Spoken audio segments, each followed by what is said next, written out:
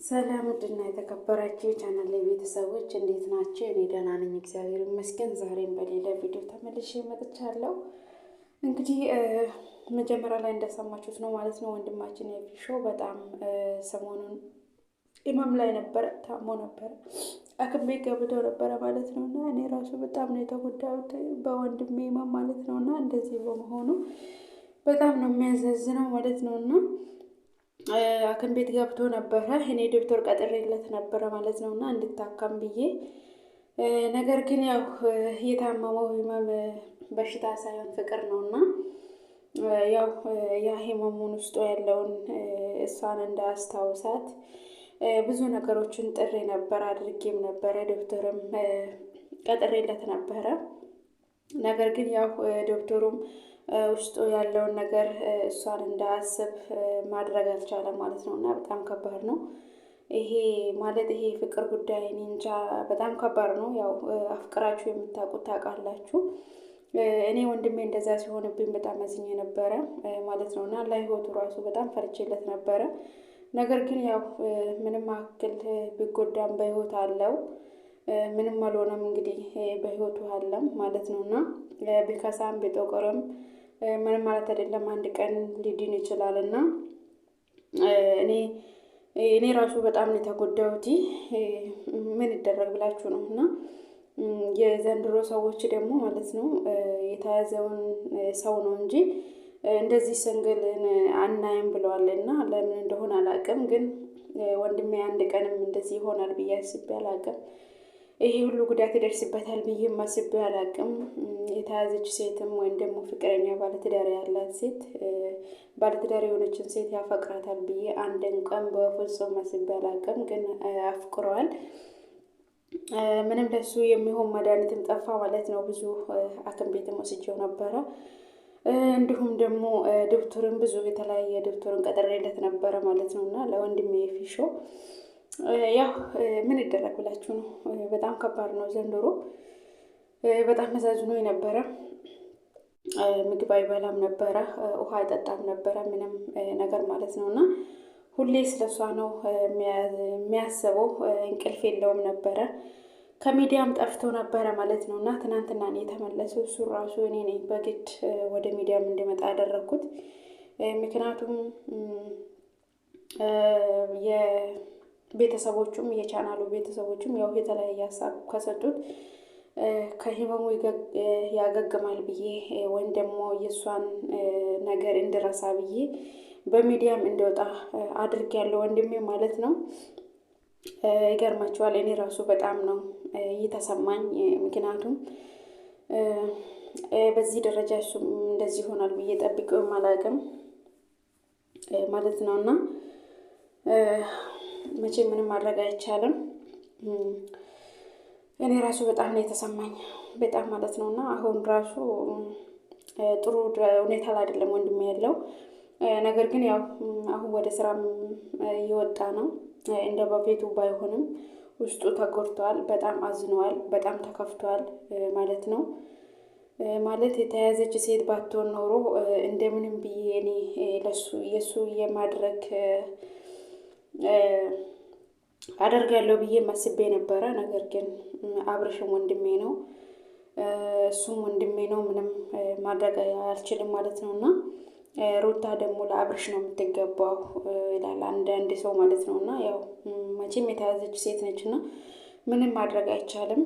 ነገር ግን ሴቶቹም ሆነ ወንዶች እንደ ኤፊሾ አላችሁ አንዳንድ ማለት ነው እና ባለትዳር የሆኑ ወንዶችን የምታፈቅሩ ወንድም ደግሞ ባለትዳር የሆነችን ሴት የምታፈቅር እንደ ወንድሜ ኤፊሾ ማለት ነው እና ከእንደዚህ አይነት ነገር ታቆጠቡ ነው የምላችሁ። ምክንያቱም ያ ሰው ኦልሬዲ ተይዟል እና የእናንተ ሊሆን አይችልም። እናንተ ትጎዳላችሁ፣ መልሳችሁ ሌላ ሰው ማፍቀር አትችሉም ማለት ነው እና ወንድሜ የያዘው ፍቅር የአይን ፍቅር ነው እንጂ ሌላ አይደለም። ግን አንድ ግራ የገባኝ ነገር አለ እና እኔም ለእህቶ ግልጽ ያላደረገልኝ ነገር አለ። እሱም መሰላችሁ የሆነ አቀነባብሮት ነው ወይስ ደግሞ እሷ በውስጥ ልካለት ነው የአይን ፍቅር ነው የያዘው ወይስ ከዚህ በፊት ይተዋወቃሉ የሚል በጣም ነው ግራ የገባኝና ቻናሉ ላይ የለቀቀው ቪዲዮ ሰምታችሁ ከሆነ እንግዲህ እሱም የራሱን ሀሳብ መግለጽ የፈለገበት መንገድ አለ በሙዚቃ እሷም ደግሞ እንደዛው ማለት ነውና ሴት የዘፈነችና ወንድ የዘፈነ አለ። ያ ነገር በጣም ነው ግራ ያጋባኝና ግር ብሎኛልና ለኔም እንደ እህቱ አልነገረኝም። ይሄ ነገር ግን ግልጽ ቢያደርግልኝ ደስ ይለኛል ማለት ነው። ምክንያቱም ከአብርሽ በፊት አፍቅራት ከሆነ እናንተ ሁለታችሁ የምትተዋወቁ ከሆነ እንግዲህ እኛ መፍትሄ እንበጅላችኋለን ብዬ ነው የማስበው። ማለት ያንተ ትሆናለች ማለት ሳይሆን ያው አንተ ከዚህ ጭንቀት እንድትወጣ እሷን እንድትረሳ ነገሮቹን እናመቻቻለን። እኔም ደግሞ የቀጠርኩልህ ደብተሮቹ እስከ መጨረሻ ያክማሉ ብዬ አስባለሁ ማለት ነው። እና የፈጀውን ብር ፍጅ ችግር የለውም ይለቅ ብሩ። ዋና የአንተን ደህንነት ነው የምፈልገው። እኔ መጥፎ ነገር ለአንተ አልመኝም፣ ጥሩ ነገሮች ለአንተ የምመኘውና ግን ሴቶችም ከሆናችሁ ወንዶች እንደዚህ በአይን ፍቅር የተጎዱ ሰዎችን ካያችሁ ለነሱ ማዘን አለባችሁ። ከነሱ ጎን ነው መሆን ያለባችሁ። እኔ አሁን ከጎኑ ነኝ ምን ጊዜ ማለት ነው። እና ብዙ ነገሮችን ሆኜለታለሁ ለወንድሜ ማለት ነው። እና እኔም ከሱ እኩል ነው የታመምኩት። ደካመኝ ራሱ ማለት ነው። እና ሰሞኑን እያስታመምኩት ነው። ምግብ አይበላም፣ ውሃ አይጠጣም፣ እንቅልፍ የለውም ማለት ነው። እና በጣም ነው የተጎዳ ማለት ነው። እና አብርሽ ግን በጣም ታጋሽ ሰው እንደሆነ ምን የተረዳሁት ምክንያቱም ባይጋቡም እንደ ባለትዳር ናቸው ብዬ ነው የማስበው። እኔ ከአሁን በኋላ በቅርቡ ይጋባሉ አብርሽና ሩታ። ለእኔ አብርሽም ወንድሜ ነው፣ ኢፊሾም ለእኔ ወንድሜ ነው። እኔ ለሁለቱም አላዳላቸውም፣ ምክንያቱም ለእኔ ሁለቱም እኩል ናቸውና ምን ልበላችሁ ብቻ በጣም ከባድ ነው። ብቻ ትዕግስቱ በጣም ገርሞኛል። እነዚህ ሰዎች አሁን አንድ አካባቢ ቢሆኑ ኖሮ ይደባደቡ ነበረ። አብርሽ ታጋሽ ሰው ባይሆን ኖሮ ዝም አይለውም ነበረ። ወንድሜ ላይ ራሱ ጥቃት ያደርስ ነበረ። ነገር ግን አብርሽ በጣም ታጋሽ ነው። የእሱ ህመም የኔ ህመም ነው ብለው ተረድቶት ዝም ብሏል። ምንም የተናገረው ነገር የለም ማለት ነው። እና በጣም ከብዳል።